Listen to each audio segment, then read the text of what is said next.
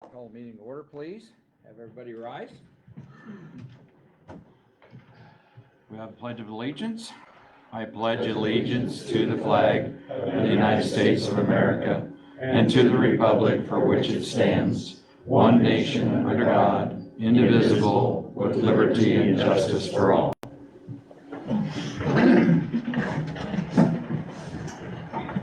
Hey, good morning, everybody, and welcome to the York County Board of Commissioners meeting for April 30th. Roll call, please. Groats. Present. Ott. Here. Sykes. Present. Obermeyer. Present. Open meetings law is posted on the south side of our chambers. It is also in the hallway outside of our chambers and on our website. Proof of publication for this portion of the meeting was in the News Times April 25th and also on our website. Next up, we need to review and approve the minutes of the April 16th Board of Commissioner meeting. Move to approve. Thank you. Second. One of the two. Thank you, gentlemen. Any other discussion? Roll call. Ott. Yes. Groats. Yes. Sykes. Yes. Obermeyer. Yes, and we also need to adopt today's agenda. Move to adopt today's agenda. Second. Thank you. Any other discussion? Roll call, please. Groats. Yes. Sykes. Yes. Ott. Yes. Obermeyer. Yes.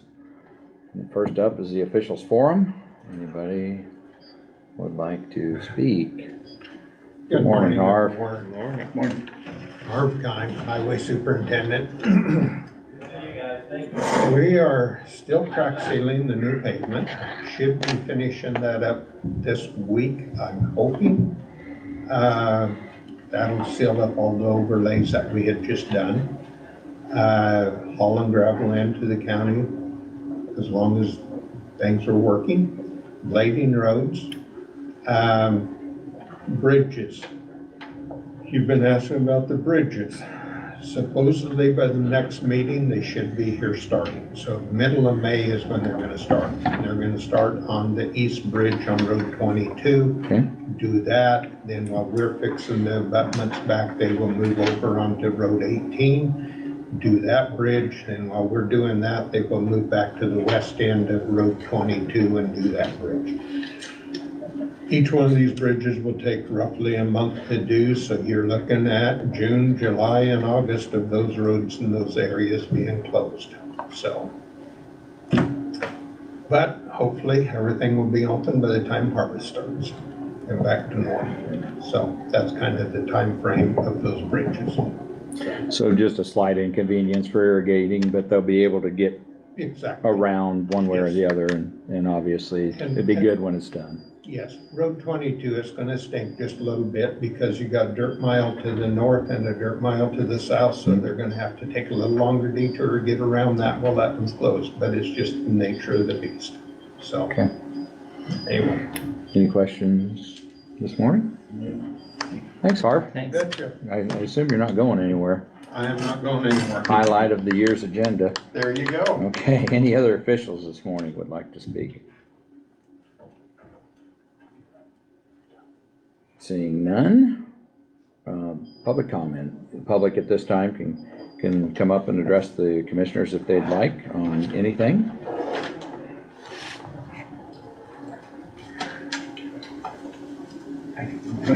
Yep. Good morning. Morning. Skylar Cornish, SKYLERCORNISH from McCool Junction. And I'll start today by reading from Nebraska Statute Chapter 32-1201. The cost of elections for county, state, and federal governments shall be an apportioned county expense and shall not be chargeable to other political subdivisions. In 2002, our federal government passed the Help America Vote Act, which provided millions of dollars to the state of Nebraska, which used those funds to purchase new vote counting machines and election equipment for all 93 counties in Nebraska. These electronic election machines were purchased from ES&S in Omaha, Nebraska, who provides election machines to nearly 1/3 of the country. These machines are capable of connecting to the internet, can be remotely accessed by third parties, and use proprietary software, which we are not allowed to see. Since this equipment was purchased on our behalf by the state using federal funds, our county, along with every county in the state, is in violation of Nebraska state law. This state and federal takeover of our elections happened over 20 years ago, so no one here is at fault for the position that we find ourselves in today. However, our current system that our government has provided to us is clearly broken. Faith and trust in our elections has dropped sharply in the last few years. In a poll conducted by ABC News in 2022, only 20% of Americans have confidence in the integrity of our election system, which dropped from 37% in 2021. That's a 17% drop in only a year. In my opinion, the only way to restore integrity and transparency to our elections is to return to in-person voting and counting those ballots by hand at the precinct level. I recognize that our county may not have the same problems as some of the larger counties in Nebraska. However, we must return to running our elections in compliance with state law, which will lay the groundwork and blaze a new trail for our other counties to follow and make Nebraska the first state to return its elections to the people. And I'll end with a quote from the dictator Joseph Stalin. "It is enough that the people know that there was an election. However, the people who cast the votes decide nothing. The people who count the votes decide everything." Thank you. Thank you.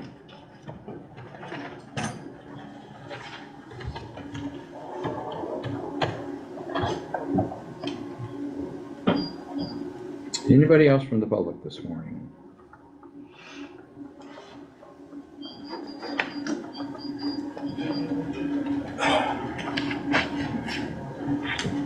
Morning. Morning. Willard Peterson, 514 Road 13, York, Nebraska. But I live just southeast of Bradshaw. Mail routes are screwed up, or the addresses are. Anyway, I just wanted to remind you of to return back to a lesson I gave on fractions. This is the setbacks for solar. Also have the setbacks for feed yards and so forth, and it's the same thing. I just wanted to remind you that some of the setbacks, you guys did work some on the smaller classes of solar. I appreciate that. But on the largest class, if I remember right, you didn't really change anything. I made the comment at the last meeting that thinking about those zoning ordinances the way they are right now, the quote final ones that'll be considered to see if they're really final,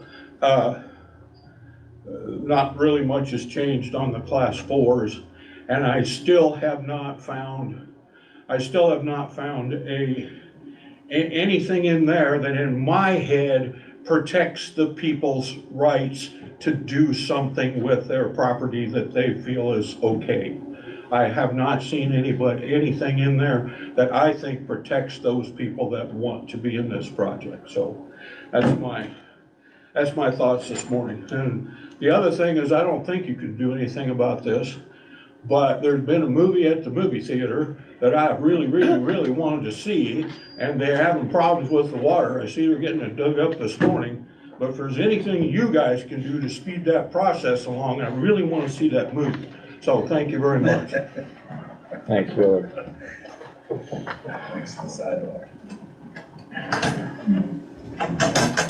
And I don't want to have to go somewhere else to see it. Anybody else from the public this morning?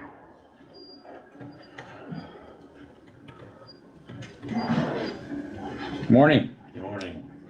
This is Willard's fault. I've been coming to these meetings now for like 3 years. What do I know about the solar panels?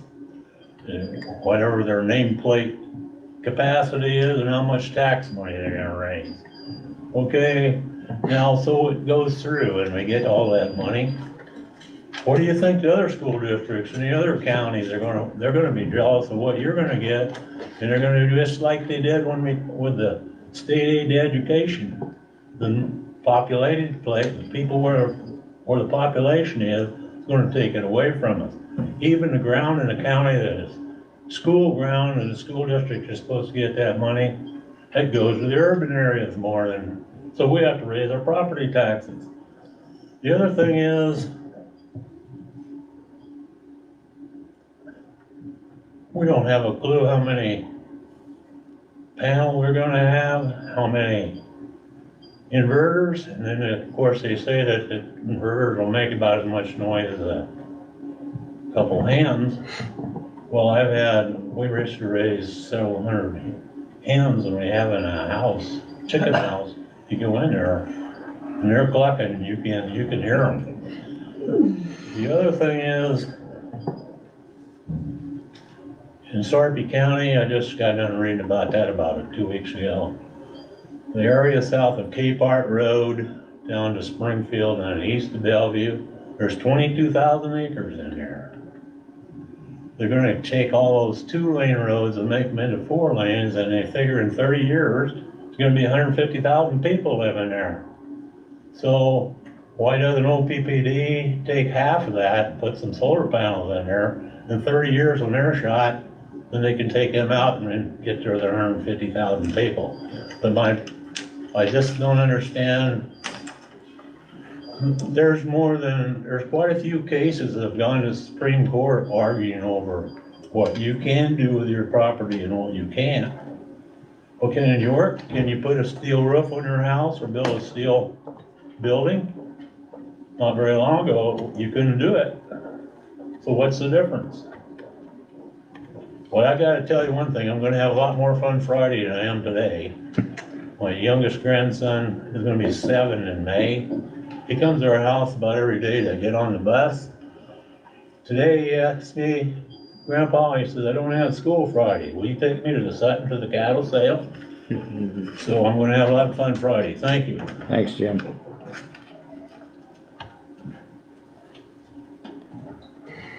Anybody else from the public this morning?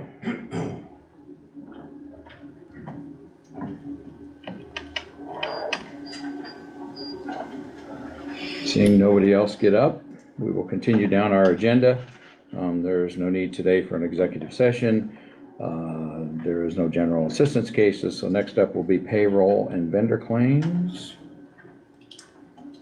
Gentlemen, you have it all, they're fairly small. You have the opportunity to look through them. Any questions?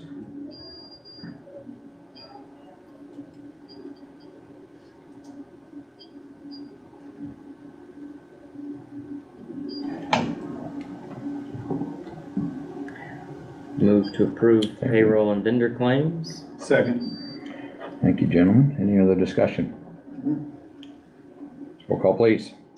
Sykes, Yes. Rhodes, Yes. Wyatt, Yes. Obermeyer. Yes. Okay, next up would be discuss and act on homestead distribution that was made incorrectly. Megan has joined us this morning. Can you just give us a brief on that, and we'll have to decide where it was taken from. The amount is $3,538.55.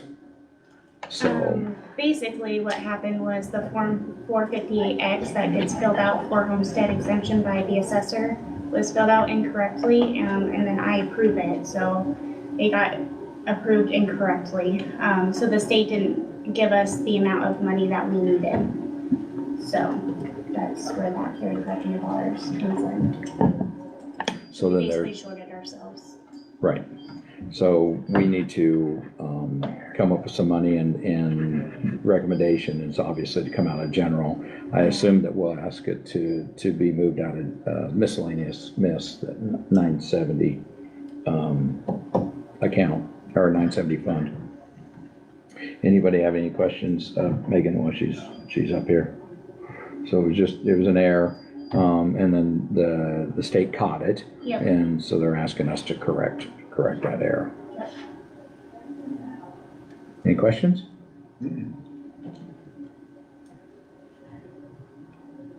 I hear a couple no's. Yeah. Questions? There you go. I think it's pretty, I mean, I think Yeah.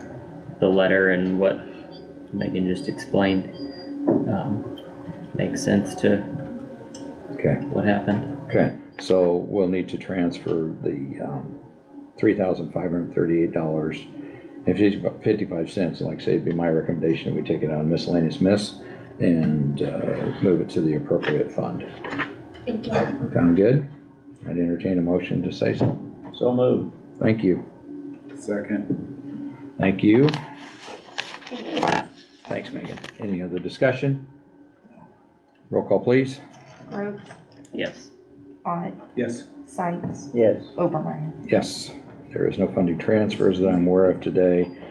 Next up, we will have a discuss and act on special designated liquor license for the Wessels Living History Farm / barn dance.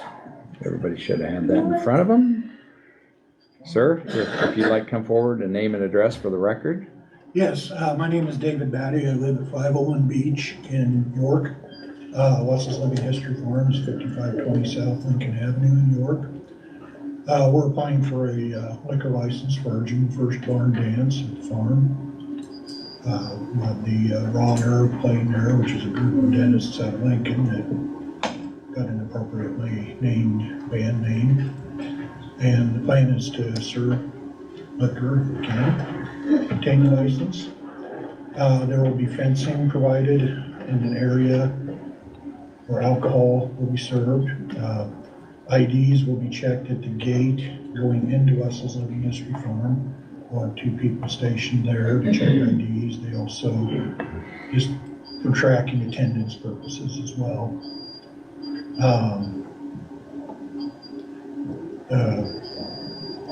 don't know if you guys have any questions or any suggestions. David, are you part of Wessels now? Yes, I am the director. You're the director out there. Okay, I don't know that I've ever met you, so nice to meet you. Nice to meet you. Who will be running the bar? Or do you have a different entity that's gonna run the bar, or are you guys doing it yourself, or? We plan on doing it ourselves. We do have a volunteer and a board member, Charlene Rose, that has had some experience running the bar before. Okay. Okay. Any other questions of David this morning? We've seen these come in front of us before, obviously. And you said this was the first one. It's been a while. I know that they've had others out there before, but this is the first one that you've obviously been part of. First one I've been a part of, yeah, Okay. yeah.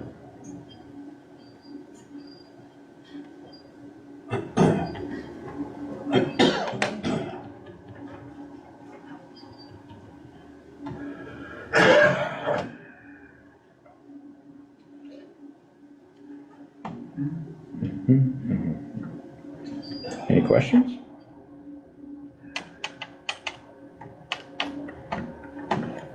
Is this to raise money for Wessels Farm? Yes, it will be, there will be a charge at the entrance. And it's for the farm? Yeah, for the farm, yeah, Okay. they'll raise money for the farm, for maintenance and upkeep.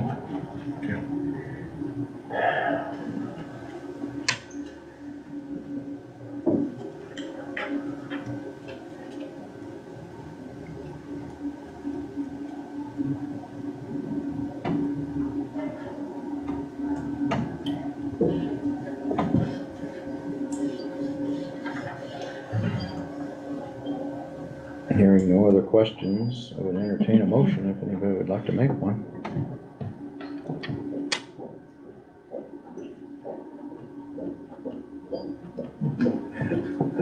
I move to allow the permit, hold the liquor permit for the barn dance at the Wessels Living History. Okay? I'll second it. Any other discussion?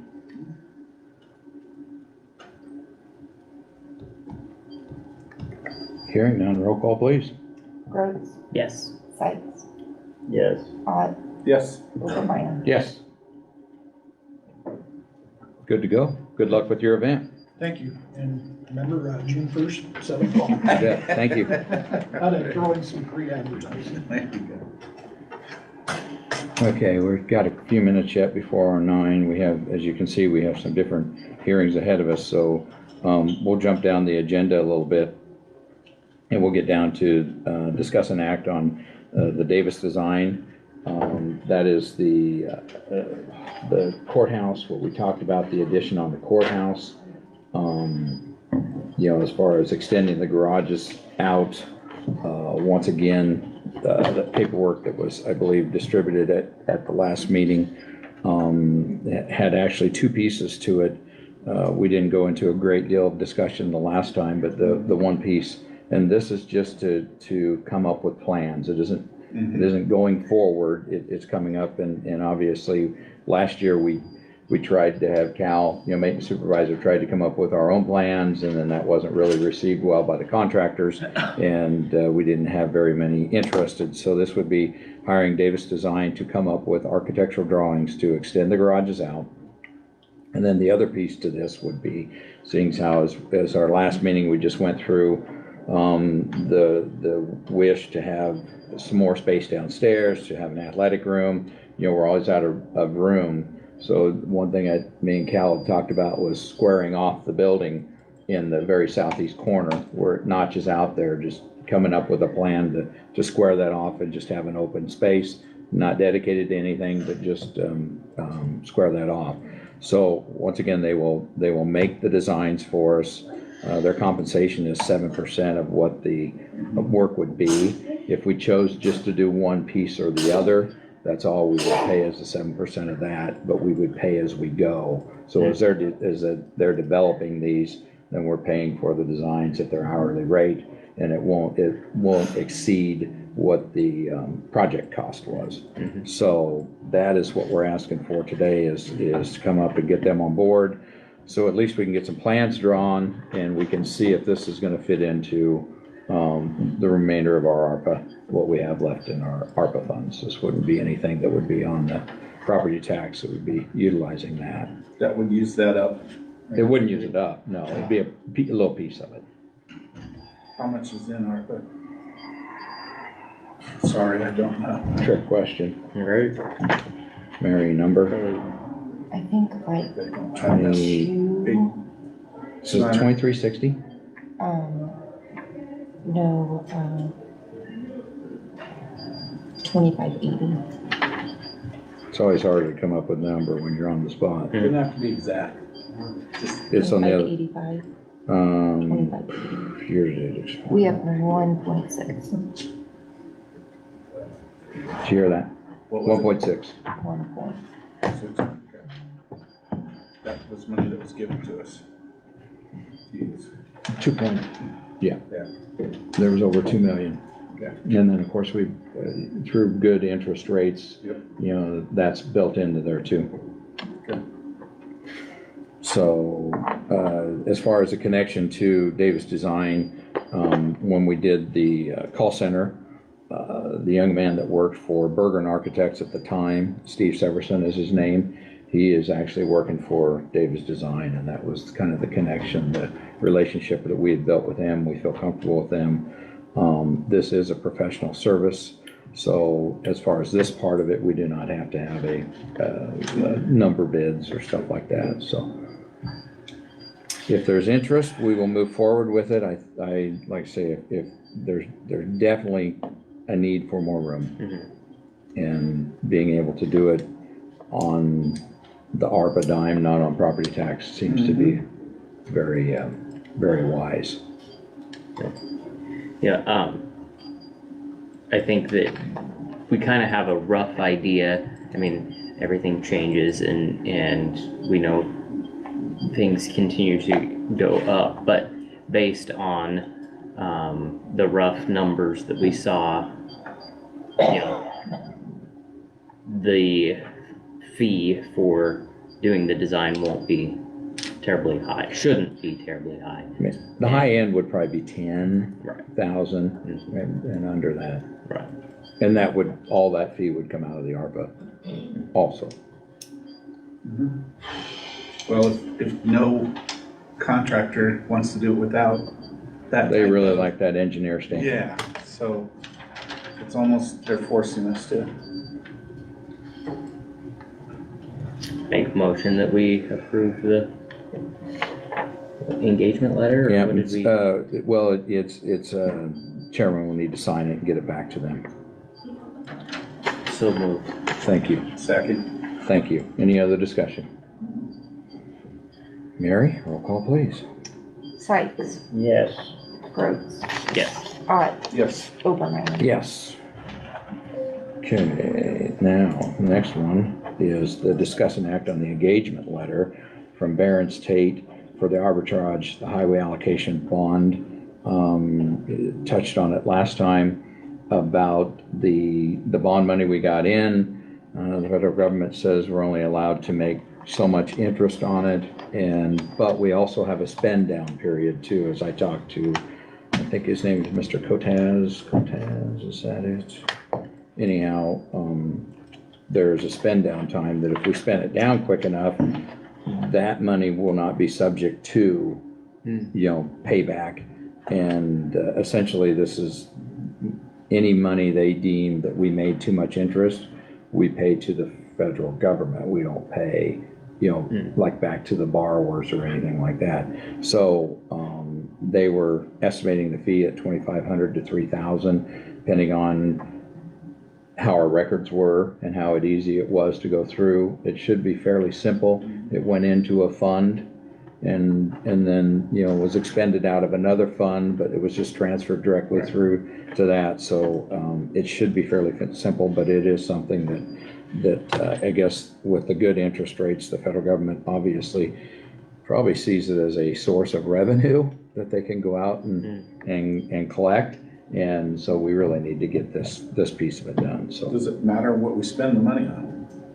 Because he said if you spend down. If we spent it down, but we didn't spend it all the way down. We got most of it Oh, spent we're past within, that. Okay. there's like a Okay. 3-year time frame of spending it I down. got you. But we didn't get it all spent. I think last year was our 4th year. And we had the 2 bridge projects up by Gresham that were yet out of it. So I got you. we're gonna have a little bit in there. All right. But it should be very easy This to is track. the after the fact, gotcha. He'll, obviously, once we get them on board, they'll deal with the treasurer and the clerk's office to get all the paperwork done. So it'd be my recommendation that we accept the engagement letter and get Barron's Tate on for this arbitrage. So moved. Thank you. Second. Thank you. Any other discussion? Roll call, please. Sykes, Yes. Ott, Yep. Rhodes, Yes. Obermeyer. Yes, and one more quick one before the 9 o'clock. Discuss and act on mowing the Zion and Union Cemetery. These are the 2 cemeteries within the county that we take care of.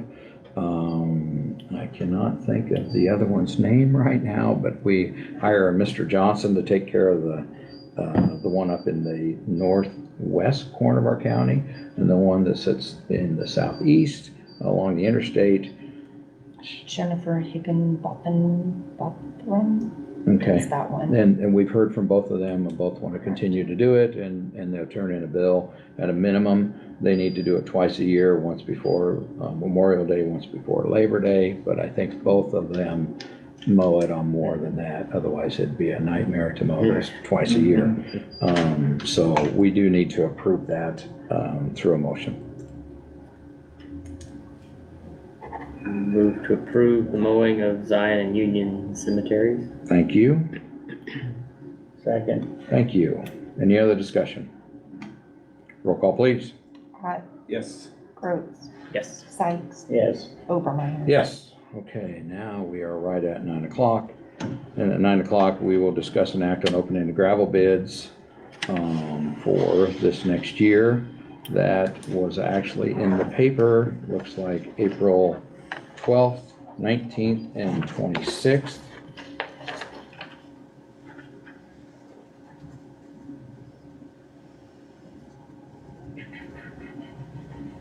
And this isn't done, Harvey, I'm looking through here real quick. This isn't done as a public hearing, is this just this opening? This Right. is just no. Just opening, okay. You don't happen to have a sheet, do you have any sheets worked out? No, Okay, somebody. anybody got a somebody blank did piece not of paper? plan ahead. Remember? Okay, so the first one will be from, There's some blank well, paper. I don't need it, you guys, if you guys need it. This will be from Southwest Gravel Products LLC. I'll have you open that up, please.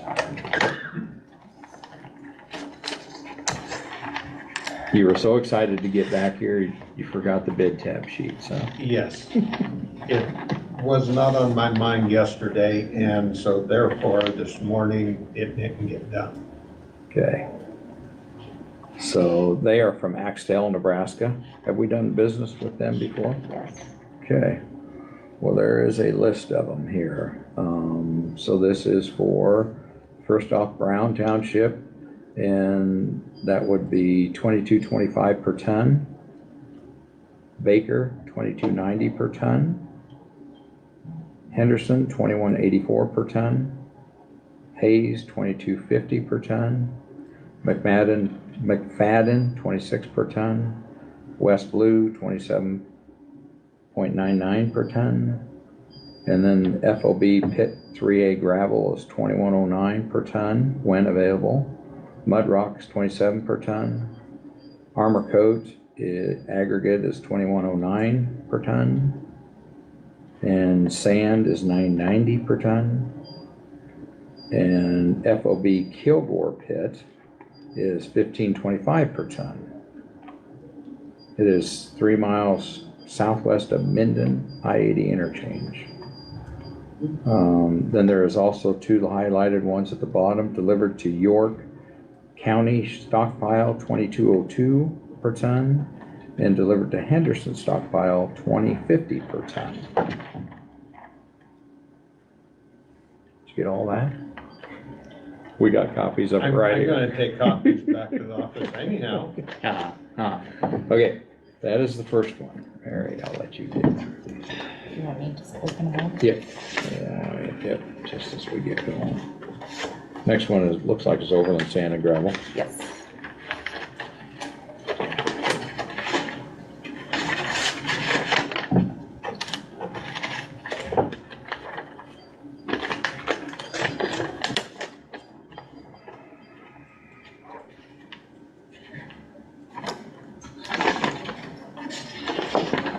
Okay, they had at the very bottom, they got the FOB pit sand, 565 per ton. They have the Central City FOB, 1725, and Silver Creek FOB 1725. So they have bid just a couple items on there. Not available for any hauling.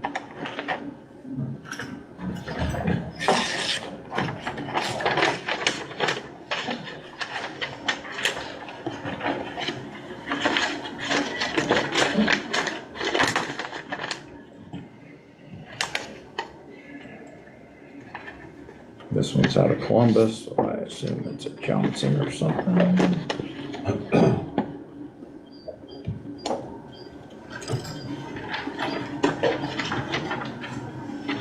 We're stuck again. Okay, this is Johnson Sand and Gravel Corp. They got Mud Rock, FOB, $19 a ton. Sand, $4 a ton, and FOB at the pit for, I assume this is the gravel, $15.50 per ton. There is an asterisk on all of them, says when available. Who was that? Johnson Corp.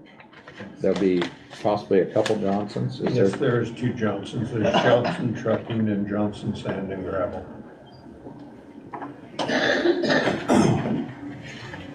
This one is Dale Johnson.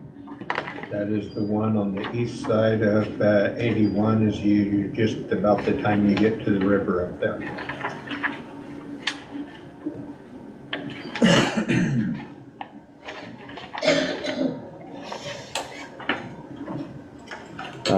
The only thing they got down is sand, $4.50 a ton, that I'm seeing right there first off. There's a few pages ahead of time.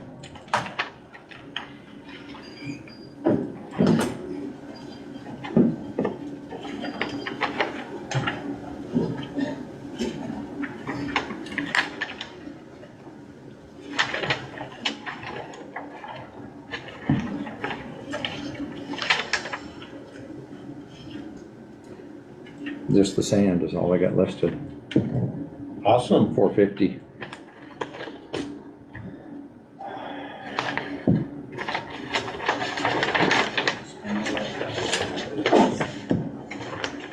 Next up is from Grand Island. Is this Hooker Brothers or?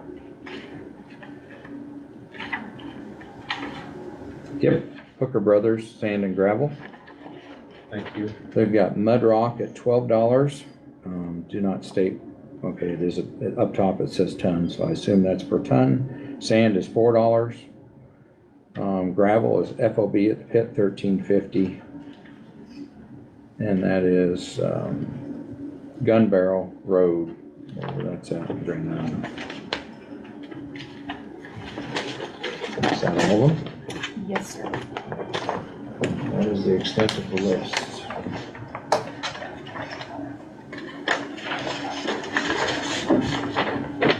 My assumption, Harvey, is that we want to do as in past, Absolutely. approve them all. That way that gives us some choices, especially when most of them were all marked when available. Right. Although at the current time, have we been successful We haven't had any issues getting gravel, getting right? gravel? But we have. You just never know. Yes. Well, when things Right. happen, like after the flooding and stuff Oh, like yeah. that, I can remember it got pretty touchy, so. Gentlemen, at this time then, we'd entertain a motion to accept. Please. Oh, So moved. thank you, Second. thank you. Any other discussion?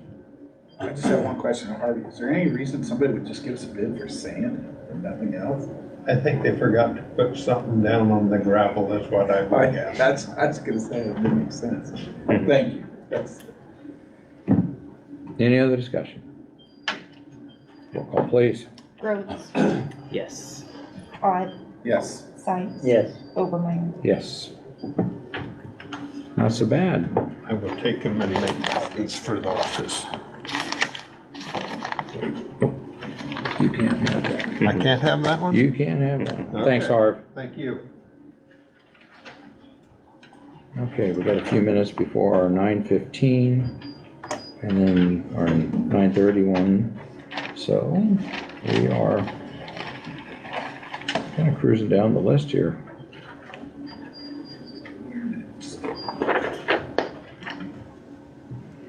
Did you read that email from Laura? I did. Is there, can we, can't really act on anything? No, we do it individually. Right. We got a few minutes here, guys. I guess we could go through some committee reports and get that out of the way. Not near enough time to a jail visit, which is on the docket today too. So has anybody got any committee reports to talk about? Start anywhere.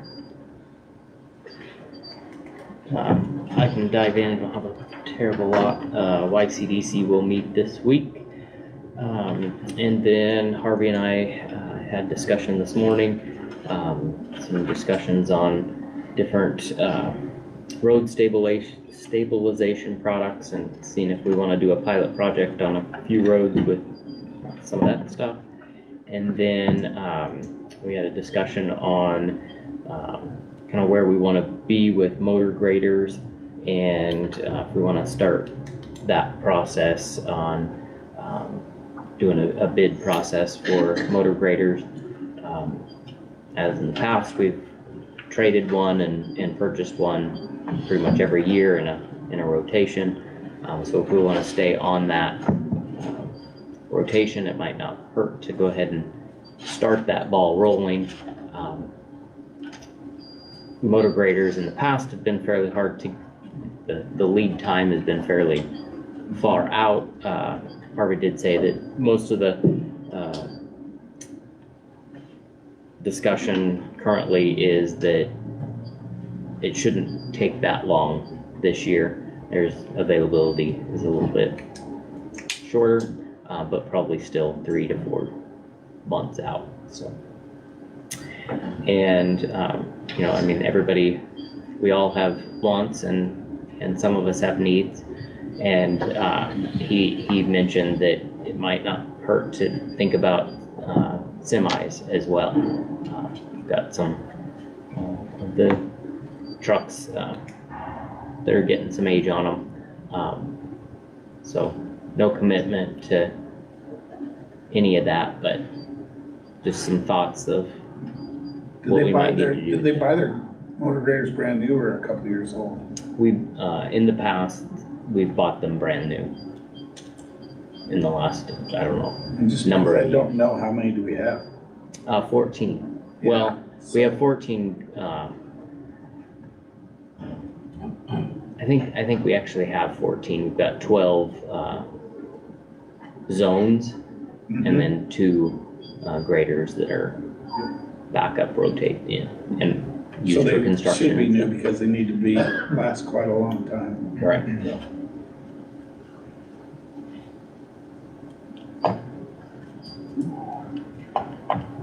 Main That's thing, what I got for now. and that's the main thing, okay? Leroy, Jack? After the last board meeting, we had a safety and security meeting in that afternoon, which we discussed that pamphlet that was handed out by Gary Peterson. They gave us some of the new regulations or old regulations that we weren't aware of. We discussed the accidents that occurred previously. That's pretty much about it. Okay, I didn't have any meetings, but tomorrow is the veterans meeting out of Wendy's, and our 915, I talked to them a couple of times. So I'll let them tell you what they had to say. okay. Over the last couple of weeks, spent a little bit of time trying to work in some time between mock election and different things like that about finishing up the reports that are due in. This year, we had a compliance report versus a single audit that we was able to utilize and save some money, as long as the criteria was if we didn't expend $750,000 of other than ARPA funds, then we could use this compliance instead of doing a single audit. And, the difference was from $10,000 down to $2,000 to do the compliance. So we got that report done, and we got the report done for the ARPA money that we expended between April 1 of 2023 and March, whatever it is, March 30th, March 31st of 2024. And when you do one of those reports once a year, they tend to be a little bit tougher to, do. If you did it every month, it'd be different, but we did get that one finished up at the end of our last meeting, and we will bring this forward in the coming weeks. Danielle and myself met with representatives from Glenwood, and they are going on the current project, which come into the south part of our county and kind of getting up just to the east and south of the McCool Junction area. And they're looking at going for some more funding and continuing on if we'd be interested. So they've got us a couple things to look at now. And like I say, these funding requests need to be turned in by the end of June, 1st of July this year, same rate we did last year. The difference this year will be, last year they did it solely them and what was allowable from the BEAD. I think it was BEAD money that came in this year. They're obviously wanting to know if the county wants to have any input into these and to continue to spread that fiber internet from south to north in our county.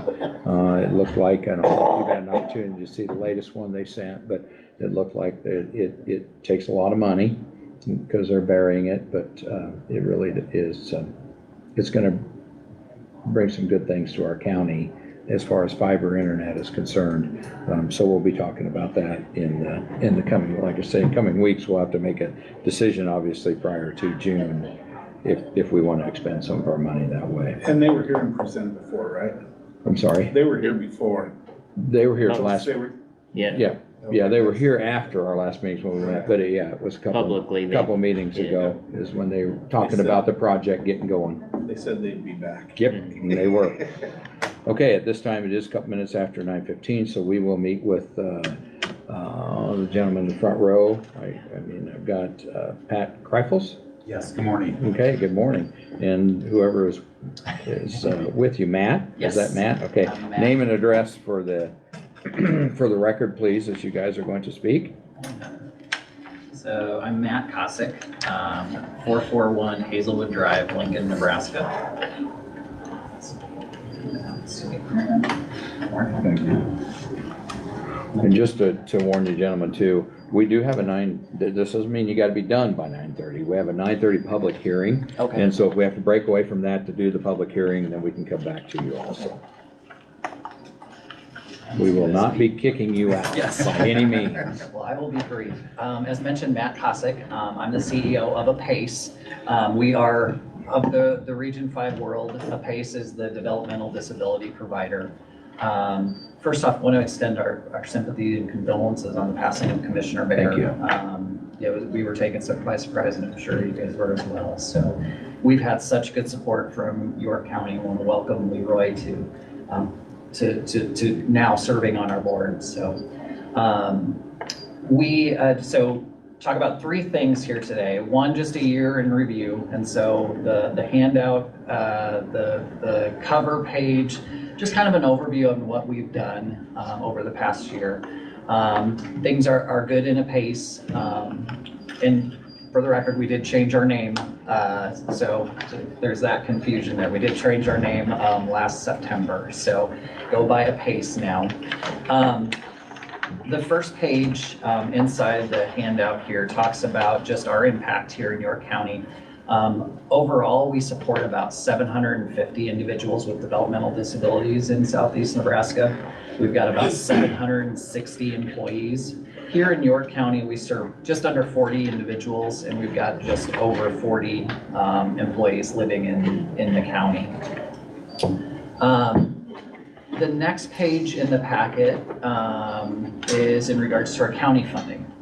So for many years, we have requested county funding just as a part of our annual budget.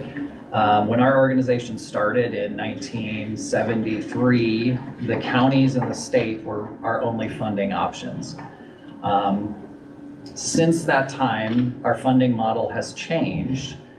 So today we are almost primarily funded by Medicaid. And the Medicaid funding that we get follows the individual. So if I'm an individual with a disability, I can choose which provider I want, and I have my own budget of Medicaid funds that follow me around.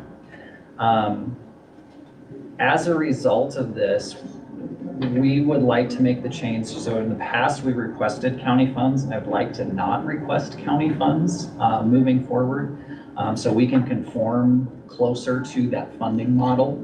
From our perspective, just in plain terms, I feel that the county funding is kind of a funding method of the past, and I'd like to move past that. But getting to more brass tacks with it, every year we have cost reporting that we do with the state, and the county funds actually reduce our rate, like in the whole grand scheme of it, because we have this funding source that comes different than Medicaid. It actually hurts us in the long term. So that said, we're not asking for county funds this year. That does not change our interlocal agreement, our oversight. I believe that our oversight and with the support we get from the counties, being a political subdivision makes us better. We're a transparent organization where other providers are not, because we're a public entity. So that's the funding piece. And then the final reason why we're here, so Patrick and I have been working collaboratively on our interlocal agreement.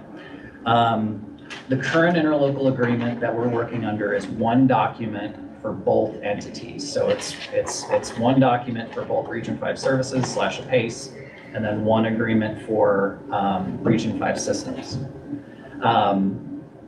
We've consulted with legal, our legal counsel.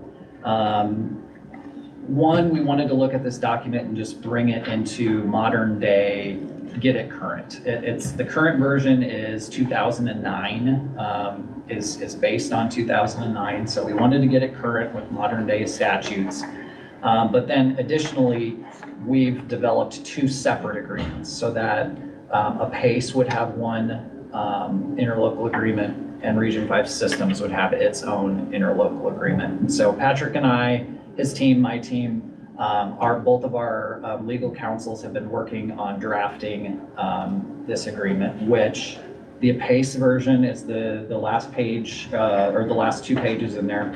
I've included a clean version and a red line version in case you want to see what the changes are within that. But we're not asking for a motion today on this. What we're doing, so Patrick and I are going to every county that's in our catchment area, and we are soliciting feedback.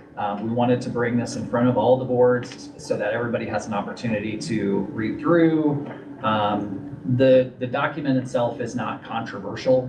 It's just basically bringing us in line with modern day law, and it's more accurate to what we're doing on a day-to-day basis.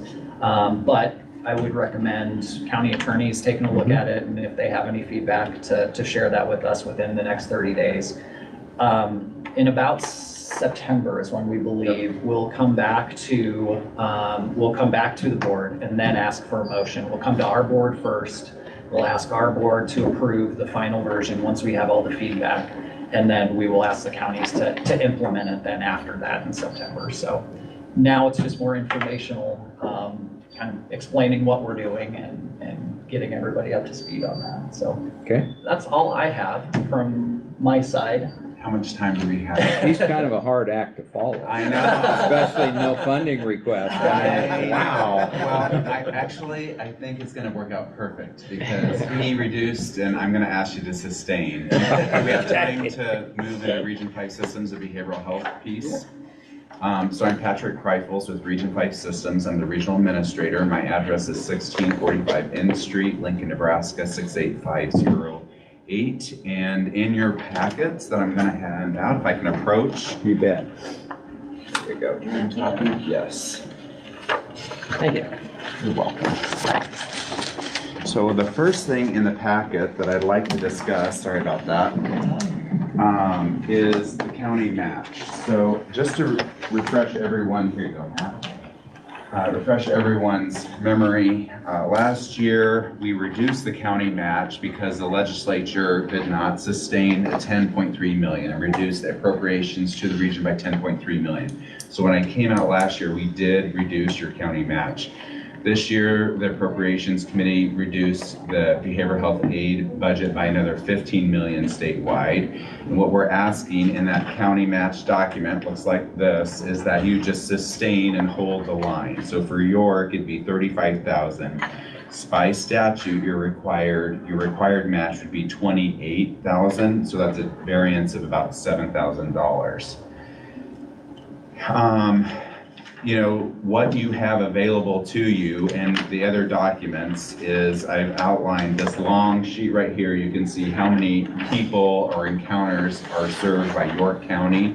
You have a full continuum of behavioral health services for your constituents in your county. If they have a behavioral health crisis, if they have substance use conditions that they need support with, there is the financial eligibility. We've built up the crisis continuum, which does not have a financial eligibility, which should be somewhere to call 988. We have crisis lines with Centerpoint and Task or Blue Valley in the rural. We have someone to respond, so that's Arnold's Task program, Mobile Crisis Response, and Centerpoint.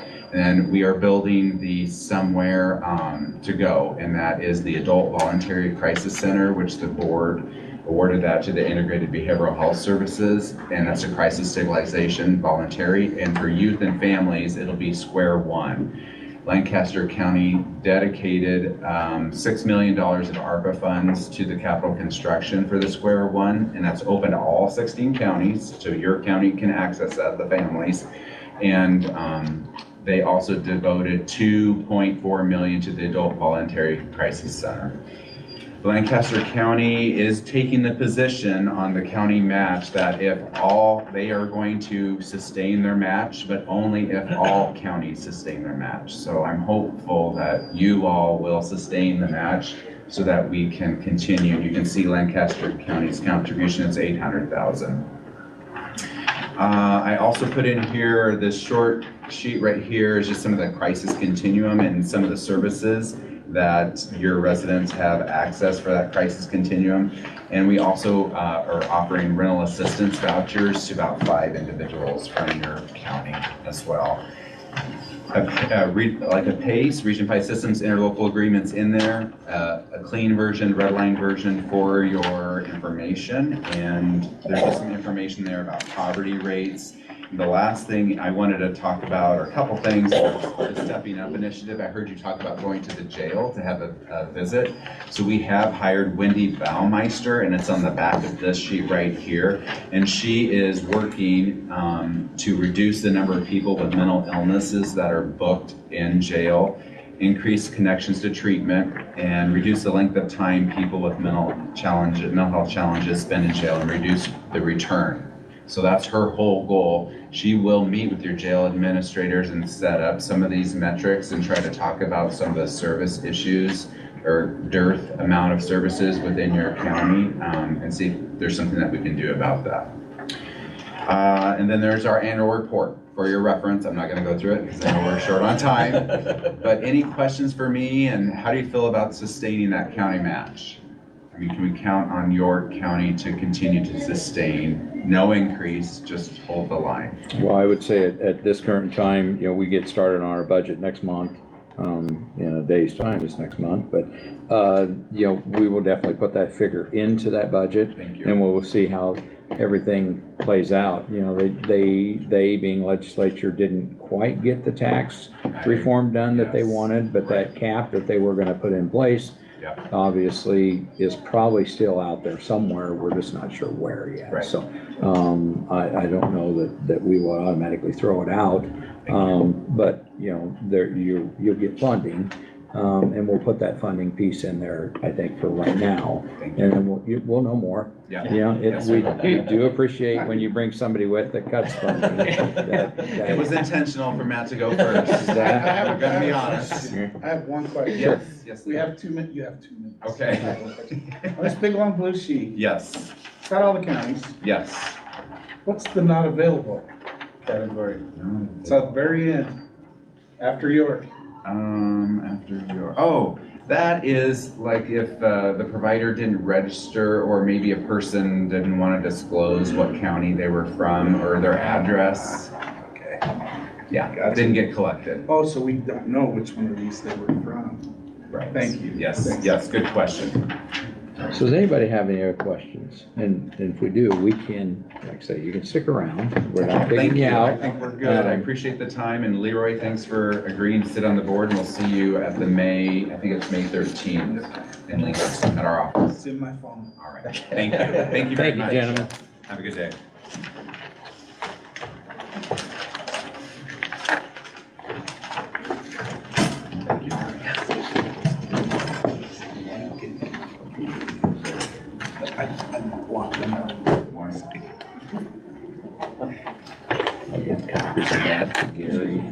Okay, yeah. Let's sort of get prepared for it. Yeah, we must have electronic, because it was in our packet.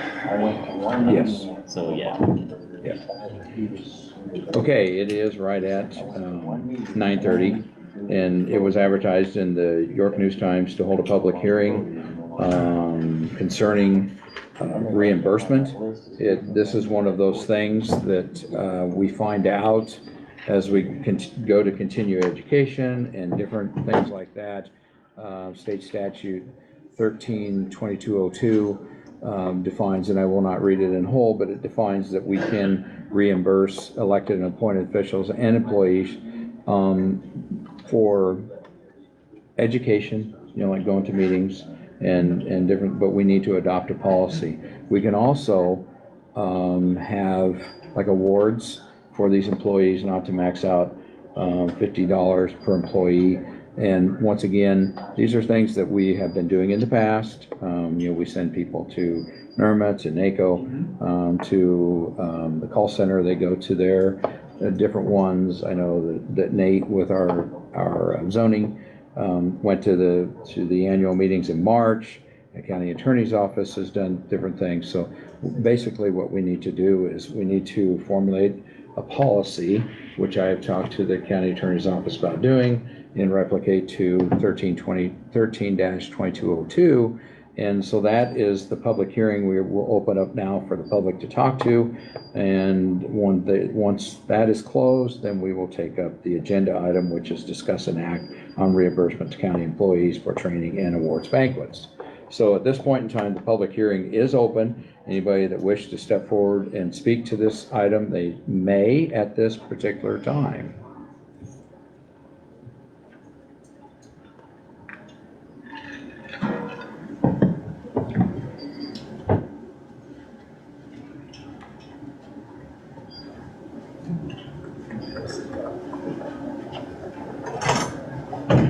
Willard. Willard Peterson, 514 Road 13, York. Postal Service has the address is screwed up. That's my new spiel. Anyway, as a person who was a public servant for 40 years as a teacher, regarding training or recognition or so forth, I was not in that job to gain recognition as such, but I did appreciate training. I did appreciate, being able to go to some meetings. Out of 40 years, all I will say is I went to some meetings that were good, which is kind of true with about everything. But as far as me not looking for recognition, that's really beside the point. That's my personal choice. There are people who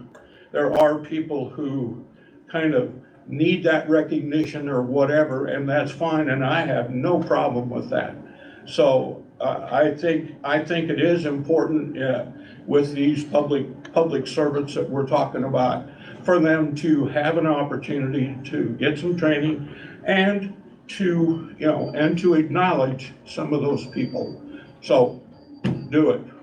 Thank you. Whatever you gotta do to make the statute or whatever right. Thank you. Oh, and I think you should have a category in there for us public too, the people that you should recognize for that.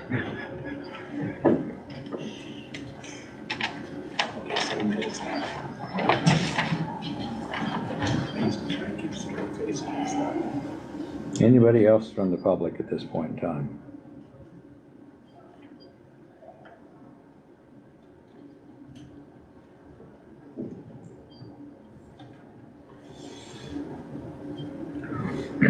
One of the bullet points that was in our meeting this past spring was governing body must hold a public hearing and establish uniform policy setting a dollar amount by official action, and this policy cannot be amended more than once in a year. So it would be my idea that once we get this policy up and rolling, that we do it kind of like we do things at the first of the year, just set it in kind of like a house cleaning one. And that way we make sure that we get used to doing it and just for future reference for future boards. Anybody else from the public? Seeing nobody else get up at this point in time, I will close the public hearing, and I will entertain to discuss an act on reimbursement to county employees for training and or awards banquet. Gentlemen, any questions on this as far as it is concerned? Do we know, do we need specific verbiage or? Yeah, I think that the verbiage will be that the awards, let's put that off for right now, but reimburse for any training and costs that the employee will have. And, the list in here is, we can approve certain expenditures for public funds. Obviously, Non-alcoholic beverages are prohibited to individuals attending public meetings, individuals performing or immediately after performing relief, assistance, or support activities in emergency situations, volunteers during or immediately following participation in approved activity, and then, of course, that recognition dinner that we've had in the past, we'll need to touch on that. So these are our formal adoption. It does not include meals paid for by members of the governing body while they are attending a public meeting of the public provided during a public meeting or the body unless it is a joint public meeting. So it's basically business as usual. Right. You know, like when we go to the NACOs and stuff like that, you know, we're gonna provide the mileage that we've done in the past, the cost of the class, reimbursements for the rooms if it's an overnight stay. I also believe on when meals, there's 1 meal a day provided. Right, Mary? You remember that for sure. If you spend the night. If you spend the night. So covered, that would be it. The awards part of it would be that 1 recognition dinner each year for elected and appointed officials, employees, or volunteers, maximum cost per person set by formal action of the governing body not to exceed $50, and that is per person. Dinners for departments or volunteers may be held separately.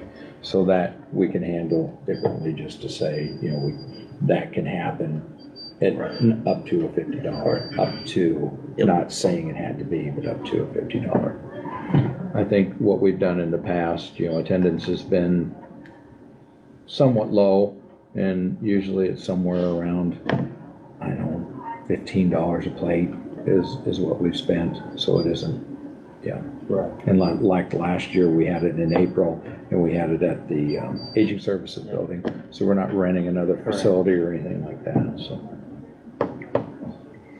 Any other questions regarding this? Okay. I say we approve it. How do you want that motion to sound? Gary, do you have any input on reimburse, you know, for Reasonable expenses incurred? education, which would be, do we need to spell out, you suppose, mileage to or just reimburse for learning? I think we should communicate with NACO to find out exactly how this should be first. I don't want to have it too narrow, Okay, that it cuts certain avenues off, and I don't want to have it to be so restrictive that everything applies. So perhaps we tabled it for 2 weeks and came up with the right verbiage to get it exact, but that'd be my response. Les, I have a feeling if we table it, then we're gonna have to do the public hearing portion again, because I think when we do that, we put that off. Reasonable. Let's The come word up, reasonable in the verbiage would be, if you're looking for language today, it would have to be reasonably associated with their responsibilities. adopt a policy that coincides with state statute, and actually there's 4 of them, we're really talking about 132202. Adopt a policy of York County that will bring us into compliance with 13-2022, and then we can come up with, like I say, that formal one. Does that sound good to you? That sounds like. And then as far as the awards banquet piece of it, I think that's pretty cut and dry. You know, to approve that if we was to do an awards banquet or that, up to $50. So let's make a motion to adopt a policy in compliance with 13-2202, as well as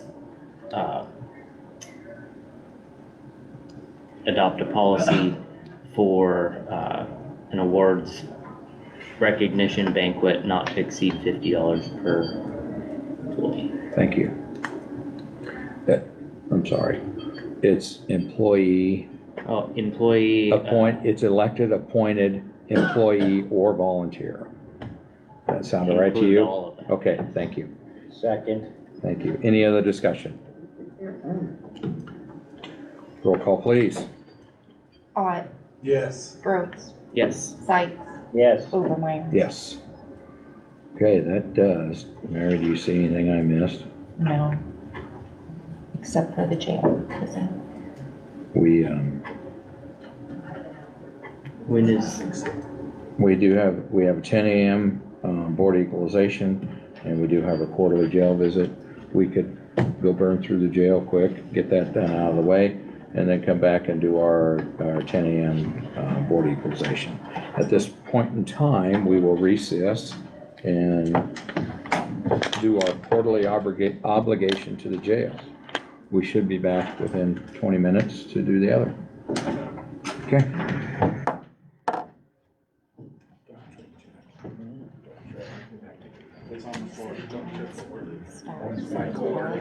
Yep, he's pausing.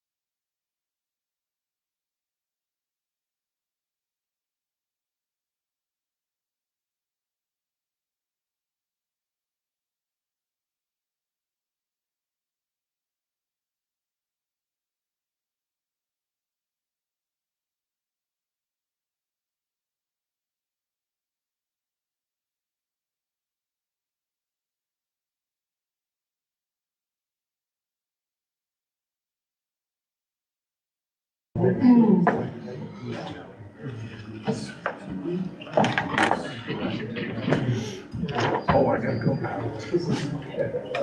Oh, going to the other meeting. I should too, I suppose.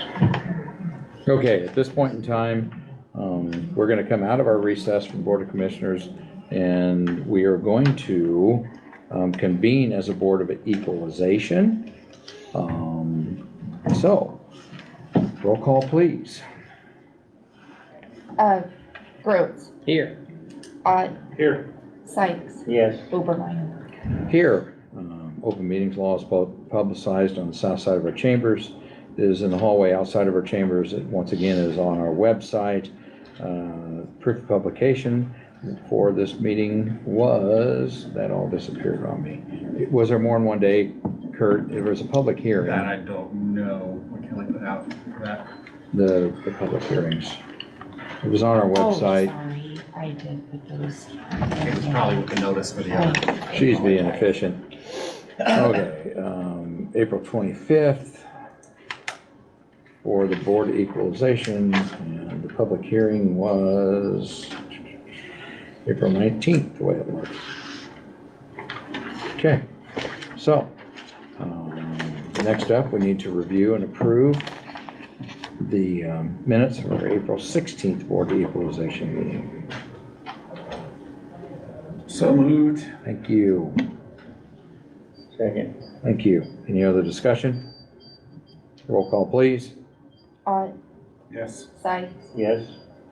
Groves, Yes. Obermeyer. Yes, adopt today's agenda. Move to adopt the agenda? Second. Moved and seconded. Any other discussion? Roll call, please. Groves, Yes. Sykes, Yes. Ott, Yes. Obermeyer. Yes. Okay, once again, it is 10 o'clock. We'll hold a public hearing on permissive exemptions. And then next up, we will discuss an act on permissive exemptions. Morning. Kurt Bolgren, Cook County Assessor. A lot of these permissive exemptions are ones that you guys acted on last month, on the 19th of March. The department sent them back to me. She had some questions. They had some questions on some of them, and on most of them, it was just, there wasn't a box checked. So we can go over those if you like, however you want to proceed. I think we could also do, again, the blanket approval of them all if you want to do that. But I think we should go, since they sent them back, let's go one by one over these so we know Okay. what the issue was and that it's been rectified. As far as the public hearing is concerned, we can allow the public to speak at this point in time. Oh, absolutely, if they want to. Yes. I know there are some members of the public here for some specific, They can speak to those when we get to those, Sure. I believe. But I think unless I'm thinking about wrong, we need to do the same thing as we did the other, allow the public to speak at this point in time. Anybody from the public that would like to come forward and talk about the permissive exemptions, bear in mind that when we get to your permissive exemption, you will have an opportunity, but anybody from the public at this time can come forward. And then we will explain the process as we go.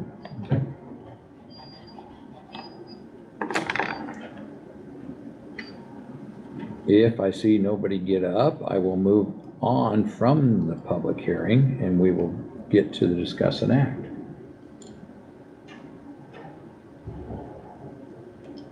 Okay, go ahead, Kurt. all right. This first one is the Nebraska Evangelical Lutheran High School Association. This one caught my attention when we printed out the preprints of these permissive exemption forms. They weren't listed as the property owner, it was a private citizen that was, so that was a red flag. We got to looking in the deeds, and Nebraska Lutheran did not own this parcel and is still owned by this other individual. They had some sort of lease agreement where the school would lease it and kind of lease purchase over time. For whatever reason, that process didn't get completed. They completed it here a couple months ago, and so the school even put a garage on there to store, for storage of vehicles and equipment and stuff, not even owning the parcel yet. So that's how much everyone thought that they owned they owned the parcel. So that one I'd recommend for approval. This is actually a new application. And since they acquired it after the filing deadline, they still can file for permissive exemption. Next one, First Evangelical Lutheran Church of McCool Junction. They simply did not answer the second question, which they have now. St. John's Evangelical Lutheran Church of Waco. There were 4 questions that weren't answered, but those have all been answered now. Nebraska Evangelical Lutheran High School, they did not check their exemption category on their applications initially. That's been corrected. The Lincoln Lancaster Child Advocacy Center, York Adoptive Ed. They did not check their exempt category either on their 2 parcels. That's been corrected. The Lincoln Lancaster Child Advocacy Center, they had just put the wrong year up in the tax year box up in the top right corner. They put 2023, it's actually 2024. The Presbyterian Memorial Foundation, the department had some questions about the use of their vacant lot. I reached out to them. I think their answers were attached to the document. They are here today. If they would like to have anything to add, they certainly could, or if you guys have any questions of them. You have this one marked for approval also? I still have it marked for approval, yep. Okay. Looks like If they want to come forward, they use it for. if they want to, they don't have to. Are they coming forward? She's getting up. Okay. Where would you like me to come forward? Come up and sit by the guy in the white shirt. Got a theme going this morning. White Yeah, shirt. we do.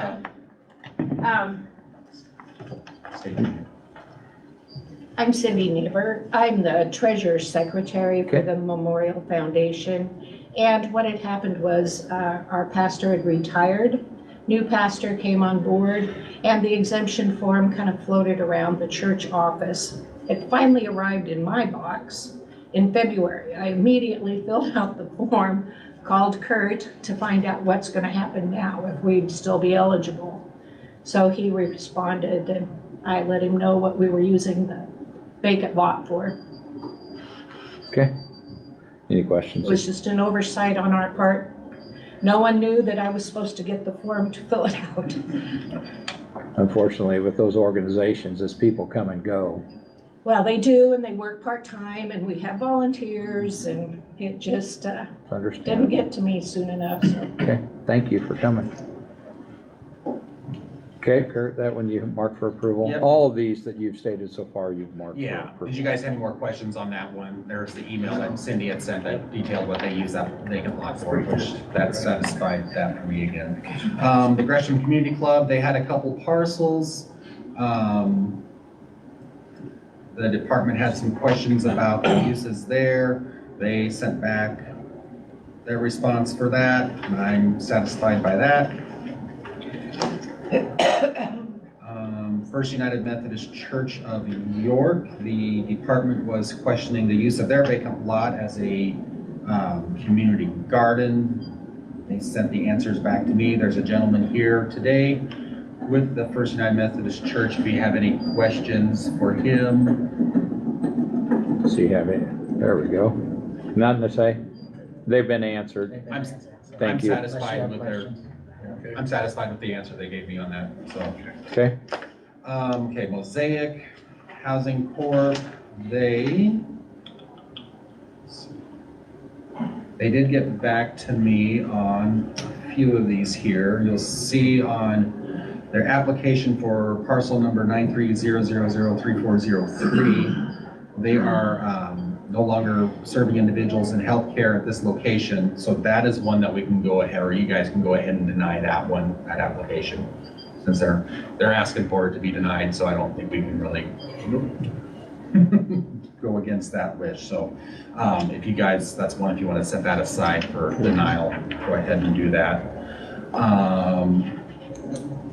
The other two, let's see here, for 930119088, we gave some reason for that too. It's owned by Mosaic and used for their offices and Dayside for certain individuals with developmental disabilities. And then on the other parcel, I never heard back from them on that.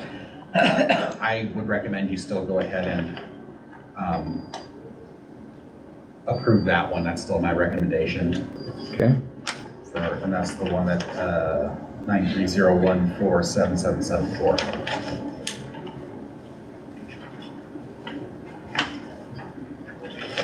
And the Pentecostal Church of God.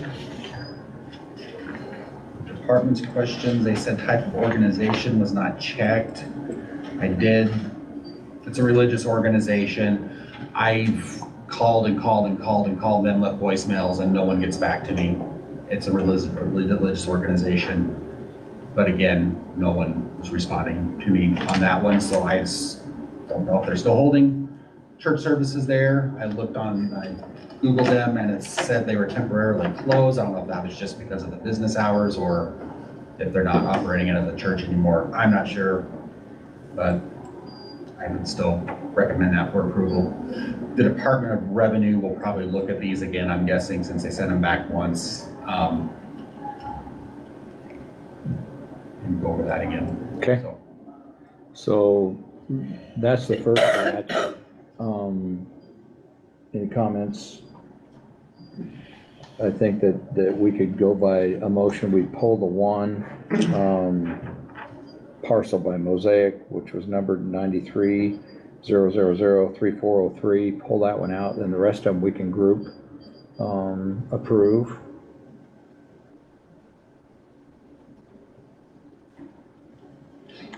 Motion to approve the ones that the assessor has stated. Okay, thank you. Second. Thank you. Any other discussion? Roll call, please. Sykes, Yes. Ott, Yes. Gross, Yes. Obermeyer. Yes. Okay, now the parcel 93-000-3403, and this is the one that Mosaic is asking us to, I believe in their words, the application may be removed. So we just deny it and that will take care of it. Motion to deny 3403 based on applicant's request. Thank you. Second. Thank you. Any other discussion?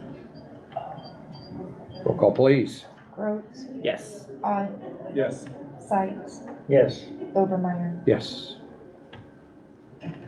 Go on. Okay, and the next group are the ones from Grace Children's Home that I had initially recommended for denial, and then at the hearing on the 19th, you asked that I reach out to them and get more information.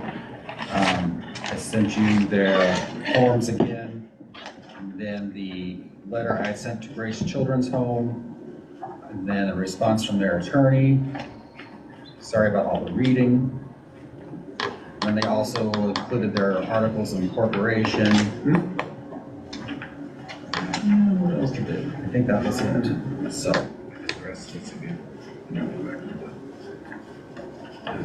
So they answered everything that we asked of them, and then they could not, I believe the email I read, they wasn't gonna be able to be present today. Correct, yeah, they're out of Mr. Danielson's out of town on a family emergency. Right, that's what he had said in his email. So, but they answered basically all the questions that we had set forward to Yep. them.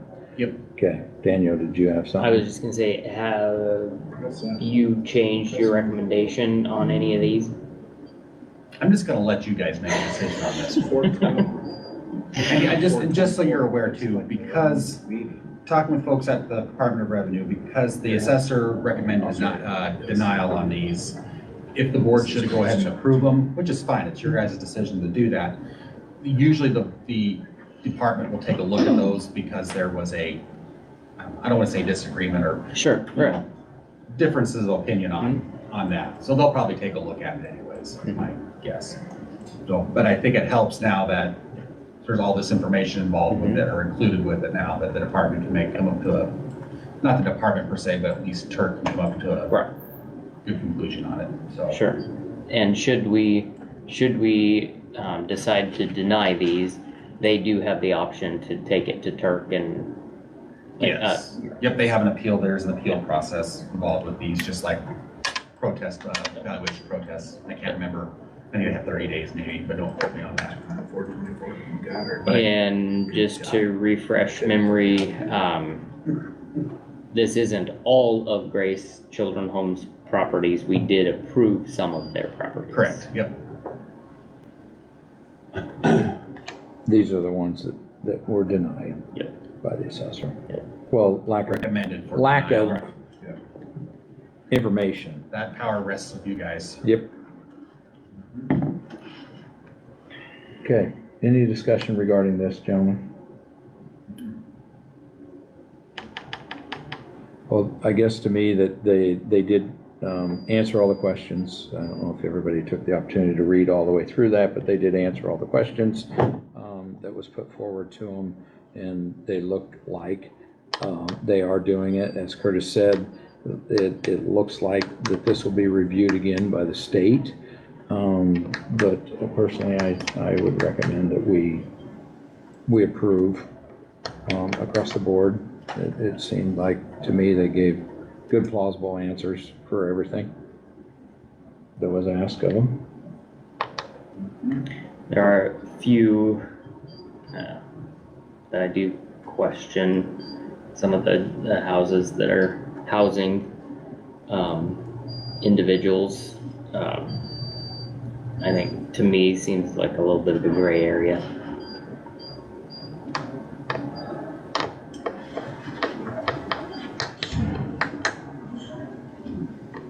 Did you want to pull those aside, and if there's some you all have a consensus on, go ahead and act on those, and then the ones maybe you don't, pull those aside and act on those separately?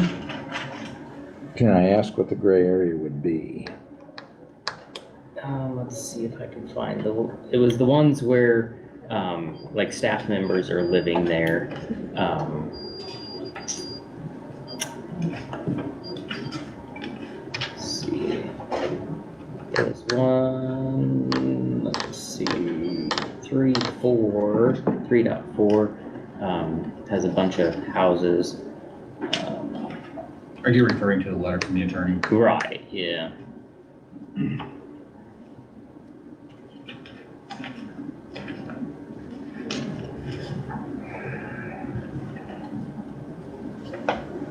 I guess that one is, those are used for temporary housing, like the ones on Birch Street.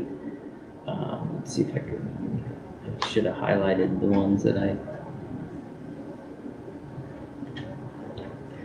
3.5, parcel ending in 5452, primary, stated that it primarily used for charitable purposes. A staff member of Grace lives here and cares for adoptive youth.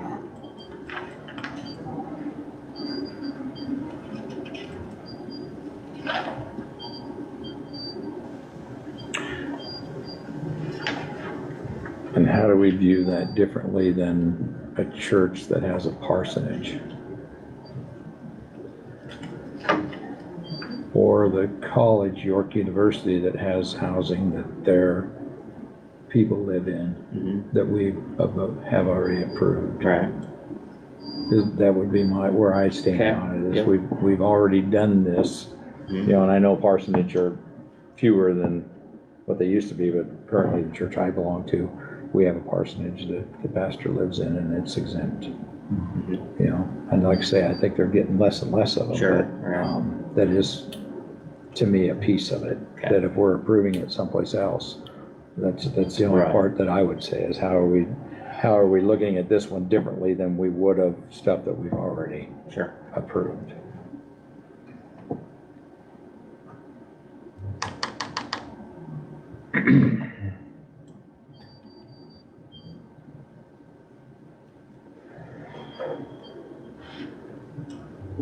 Gentlemen?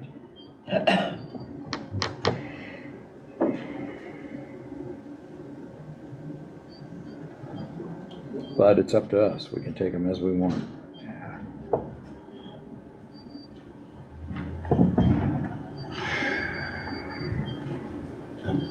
Did you have any others, Daniel? No, that was. Those are the main ones. Yep. Okay.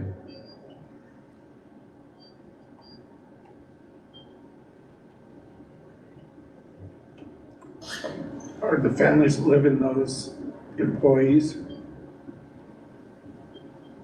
The ones you're I think so, talking about? right. Okay.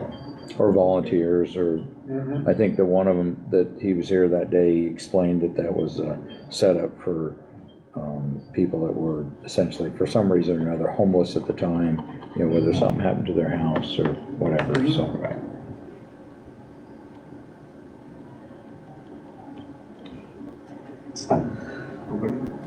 Definitely not profiting from the usage.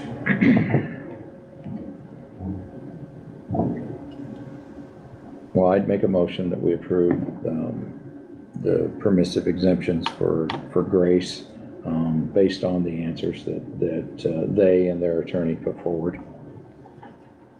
Second. Okay, we have a motion and a second. Is there any other discussion regarding this?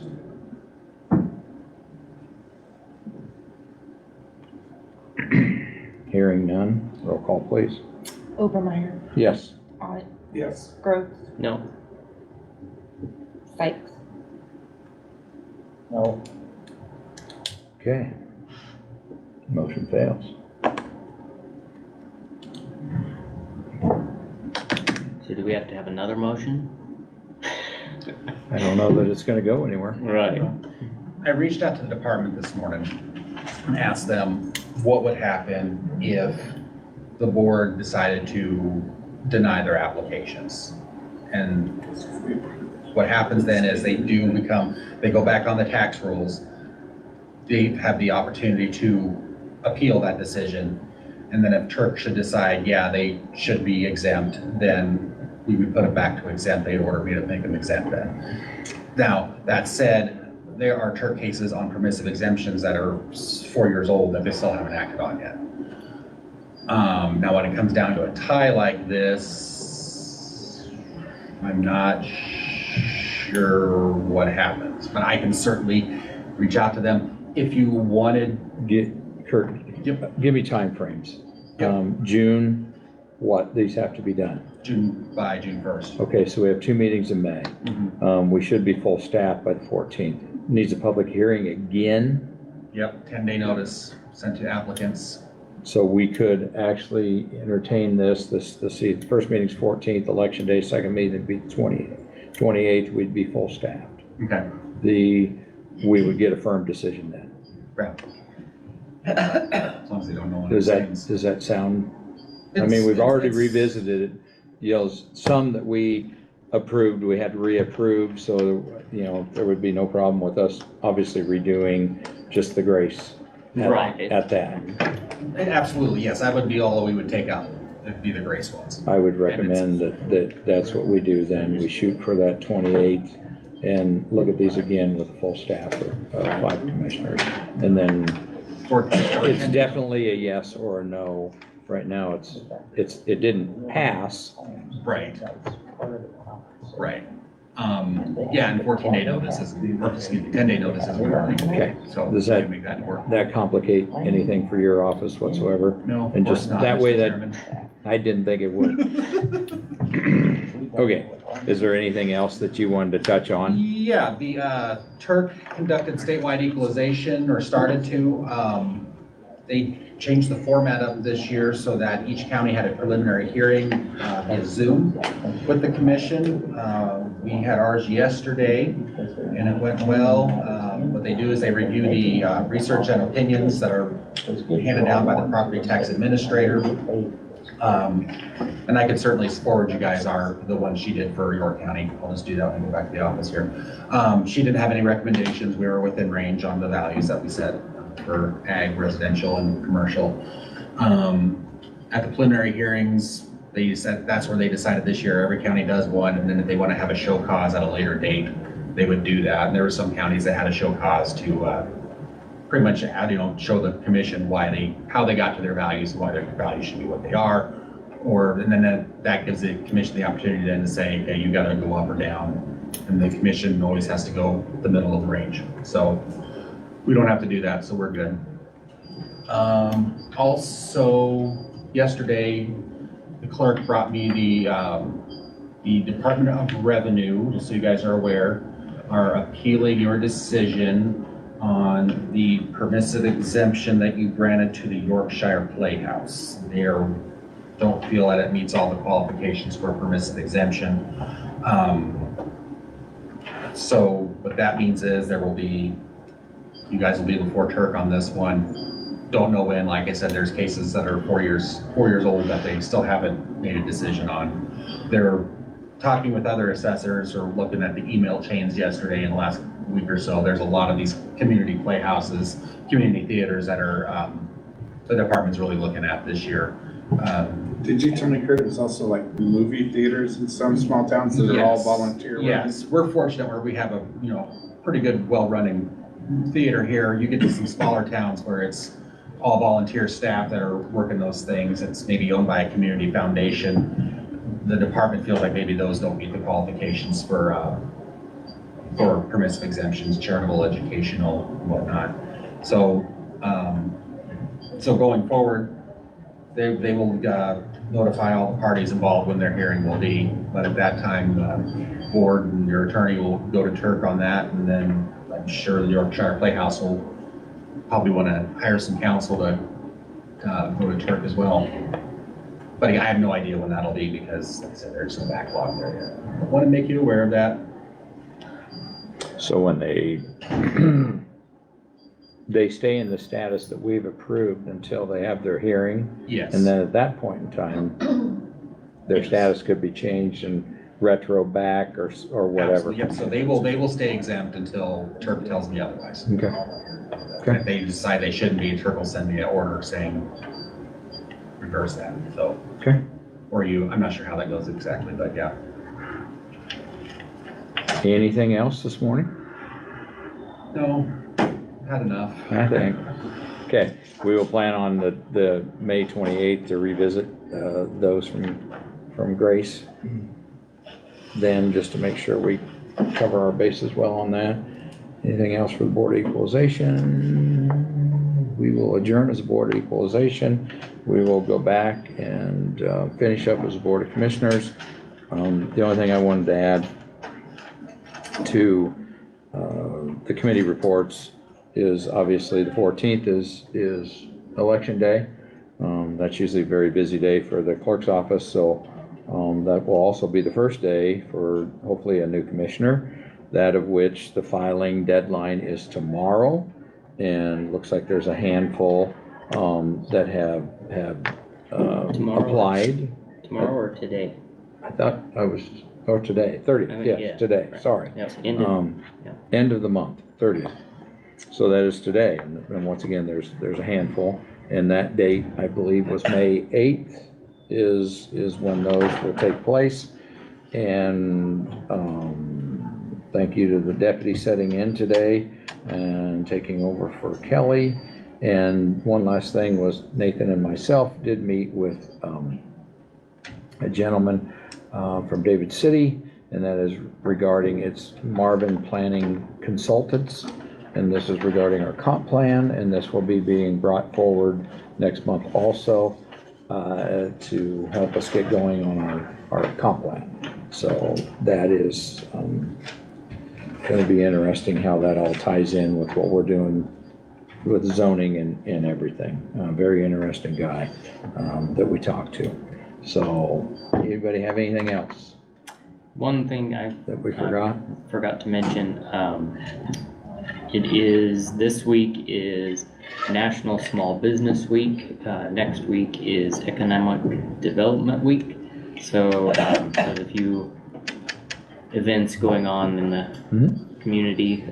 More information can be found out there on York. Spit it out. Devco? Yes. So yorkdevco.com webpage on what all is happening. Okay. Anybody? We are adjourned.